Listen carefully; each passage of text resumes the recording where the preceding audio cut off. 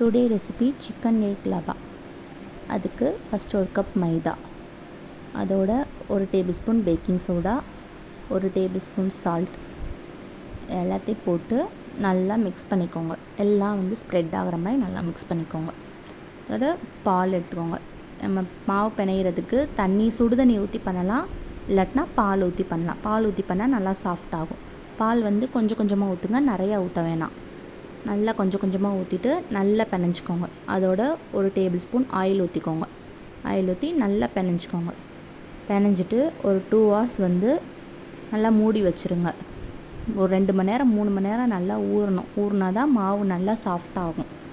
இப்போ ஒரு cup chicken எடுத்துக்கோங்க. ஒரு கப் சிக்கன் இல்லாட்டி உங்களுக்கு எவ்வளோ தேவையோ அந்தளவு சிக்கன் எடுத்துகிட்டு மிக்ஸி ஜாரில் போட்டு சும்மா லேசாக ஒரே ஒரு சுற்று மட்டும் சுற்றிக்கோங்க.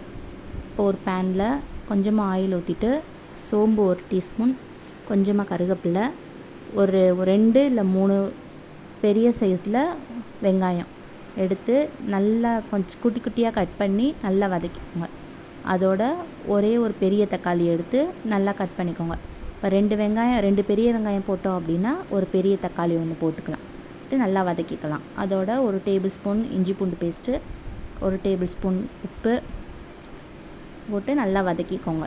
இப்போ ஒரு டேபிள் ஸ்பூன் மஞ்சத்தூள், ஒரு டேபிள் ஸ்பூன் கரம் மசாலா, ஒரு டேபிள் ஸ்பூன் கொரியாண்டர் பவுடர் இதையும் போட்டு நல்லா வதக்கிக்கோங்க. அதோட ஒரு டேபிள் ஸ்பூன் சில்லி பவுடர். உங்களுக்கு காரம் கொஞ்சம் அதிகமாக வேணும் அப்படின்னா 2 டேபிள் ஸ்பூன் போட்டுக்கலாம். இதுவே காரம் கரெக்டாக இருக்கும். அதோட இப்போ நம்ம கிரைண்ட் பண்ணி வச்சுருக்கோம்ல, அந்த சிக்கனையும் போட்டு நல்லா வதக்கிக்கோங்க. நம்ம தண்ணியே ஊற்ற தேவையில்ல. இந்த தண்ணி அந்த சிக்கனில் இருக்க தண்ணியும் ஆயிலும் எல்லாம் சேர்ந்து வந்துடும். அதோட ஆனியனில் இருக்கிறதையும் வந்துடும். அதனால் தண்ணி ஊற்றாமல் நல்லா கொஞ்சம் ஒரு 10 நிமிஷம் வேக விட்டுக்கோங்க. அதோட கொரியாண்டர் லீவ்ஸ் மேலே போட்டுக்கோங்க. இப்போ நம்ம மாவு வச்சுருக்கதை எடுத்து ஒரு சப்பாத்திக்கு நம்ம உருட்டோம்ல, அதோட கொஞ்சம் பெரிய சைஸில் உருட்டி நல்லா மெல்லிசாக தேய்க்கணும். கண்ணாடி பதத்தில் நல்லா தேய்க்கணும். தேய்ச்சிட்டு ஸ்டவ்வை ரொம்ப மீடியம் ஃப்ளேமில் ஸ்டவ் வச்சுக்கோங்க. இல்லை ஸ்டவ்வை ஆஃப் பண்ணிக்கோங்க. ஆஃப் பண்ணிட்டு இதை பண்ணுங்கள். இப்போ சிக்கனோட அந்த எக்கு ஒன்று ஆட் பண்ணிவிட்டு கொஞ்சமாக உப்பு ஆட் பண்ணி நல்லா பீட் பண்ணிக்கோங்க.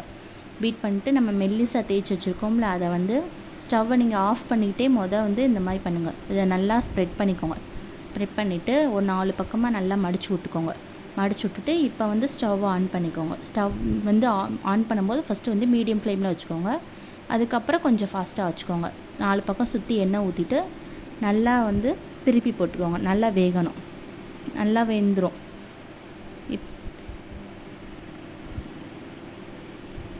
இப்போ பாருங்கள், சிக்கன் எக் லபா ரெடி.